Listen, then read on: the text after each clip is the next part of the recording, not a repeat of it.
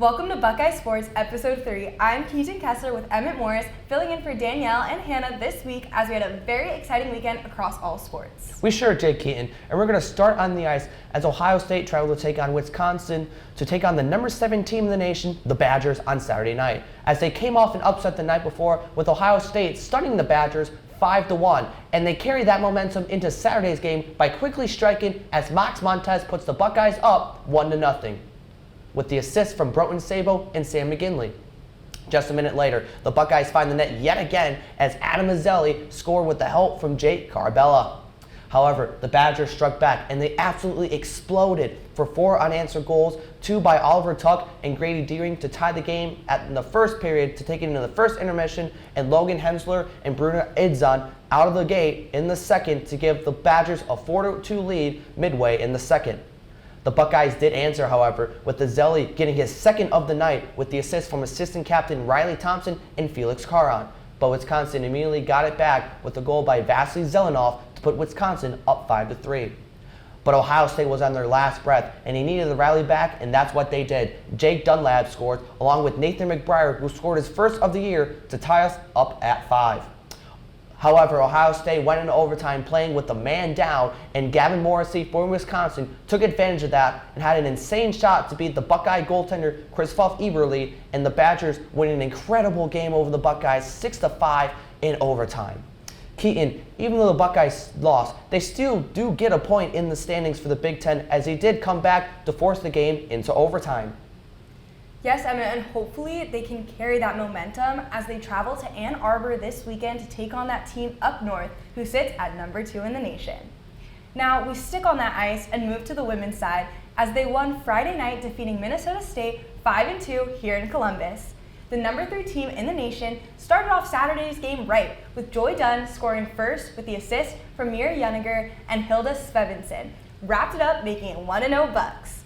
But just like that, the night before, the Mavericks responded quickly as Michaela Morin finished a nice play that was set up by Lauren Zawowski and Ava Guillamente, and the game tied at 1. The Buckeyes responded immediately, with Sarah Swiderski scoring and placing the Bucks up 2-1 going into the first intermission. And from that, it was all Buckeyes in the second as they tacked on 3 more from Emma Preschel, Jocelyn Amos, and Maxine Cimarroni to put OSU up 5-1 after 2. But MSU didn't go down without a fight. With only 85 seconds into the third, they rallied for 2 as Cameron Van Batavia and Zawowski, with her second point of the night, brought the Mavericks back into the game and pulled them in with 2. However, their defensive cost them as Jordan Baxter and Sloan Matthews put the game away with goals of their own, resulting in the Buckeyes taking the 7-3 sweep against the Mavericks. That was a lot of offensive power from the Bucks, don't you say, Emmett? I do say, Keaton, and they're definitely going to need it, as this weekend they travel to play on the number 5 team in the nation, Minnesota Duluth. Now, let's head over to the Schottenstein Center as Ohio State welcomed in the Notre Dame Irish for a thrilling game on Sunday, and it was a day of celebration as Ohio State honored their best player in their school's history, Jerry Lucas, by giving him a statue and even letting him dot the I at halftime. On to the game itself, Ohio State started slow, really offensively, as they fell behind the Irish 23-12 midway through the first half. But back-to-back shots made by Gabe Cupps off the bench and a 3 by Big Ten points per game leader Bruce Thornton cut the lead down to 6. Later in the half, Thornton made 4 key free throws from the line and a nice drive and a pull-up to bring the Buckeyes within 3 at the end of the half, with the Irish leading 34-31 at halftime. The second half was a very different story, however. It was a back-and-forth half, with Ohio State eventually pulling away up 6 with a few minutes left to play, but then the Irish caught fire, with back-to-back shots made by Marcus Burton and Braden Swesbury, and the Irish ultimately leading by 1 with 23 seconds left, with Ohio State having the ball and a timeout.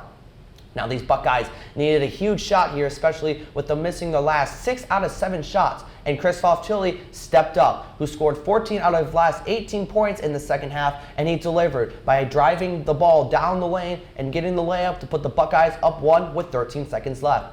Then, Notre Dame quickly inbounded the ball as Burton, heavily guarded by Tilly, misses the game winner, and Ohio State escapes with a win 64-63 over Notre Dame.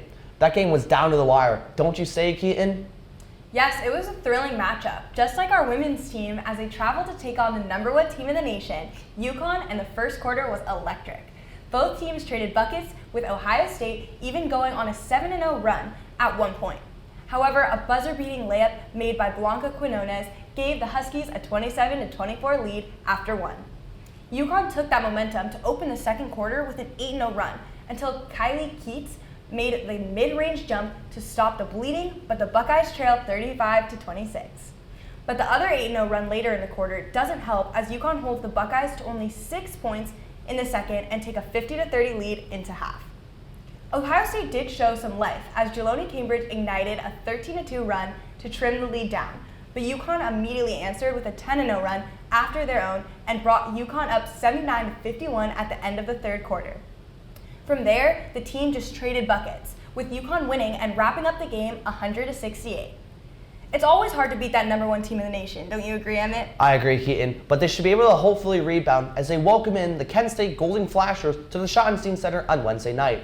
This is Emmet Morris and Keaton Kessler. Stay tuned for Buckeye highlights here on Buckeye Sports.